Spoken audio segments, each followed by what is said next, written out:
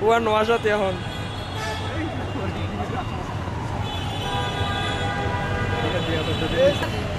Oh, cuma di luar apa di buri ya?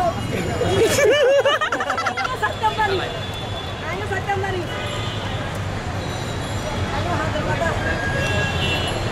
এই ব্যর্থতার দায়ভার এই স্বরাষ্ট্র উপদেষ্টা থেকে শুরু করে উপদেষ্টা মণ্ডলীদেরই নিতে হবে।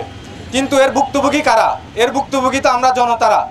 আমরা ওই জনতা যারা রক্ত দিয়ে হাসিনারে তাড়াইছি, আবারও আমাদেরকে কথা বলতে হচ্ছে আমাদের জানমালের নিরাপত্তার জন্য। তা আমরা রাষ্ট্র বানাইছি কেন?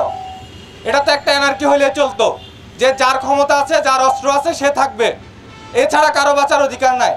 যদি এরকমই চলতে থাকে তাহলে রাষ্ট্রের দরকার নাই, প্রত্যেকটা মানুষ অস্ত্র হাতে তুলে নিবে, রাষ্ট্রের তো দরকার নাই।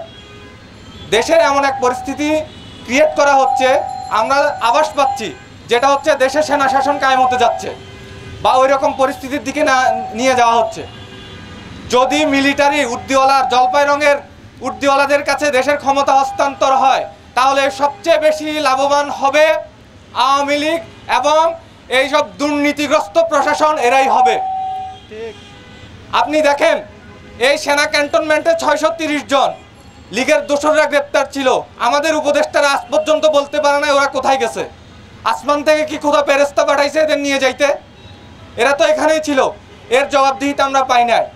আয়নাঘর ছিল এই দেশে, যখন আয়নাঘর মিডিয়ার সামনে আসা শুরু করলো আমরা তখন দেখা শুরু করলাম যে সেনাবাহিনী এখানে মনক্ষুণ্ণ। অথচ দেখেন এই ডিজিএফআই দিয়েই এই রাষ্ট্রের মানুষকে গুম করা হয়েছিল। এই সকল সেনাবাহিনী তো এখনও তাদের বহাল তবিয়তে আছে। বাংলাদেশের মানুষ রক্ত দিয়েছে গণতান্ত্রিক এক রাষ্ট্র ব্যবস্থার দিকে যাওয়ার জন্য। আর এই মুহূর্তে যদি সেনা শাসন আমাদের ঘাড়ে জেঁকে বসে, এটা হবে আমাদের মানুষের রক্তের সাথে বেইমানি এবং এই সেনা সদস্যদেরও পেট পুড়বে। আপনি দেখেন এই সেনাবাহিনী, হাসিনা এটাকে কি এক বাহিনী বানাইছে, যে বাহিনী হয়েছে একটা কন্ট্রাক্টর বাহিনী।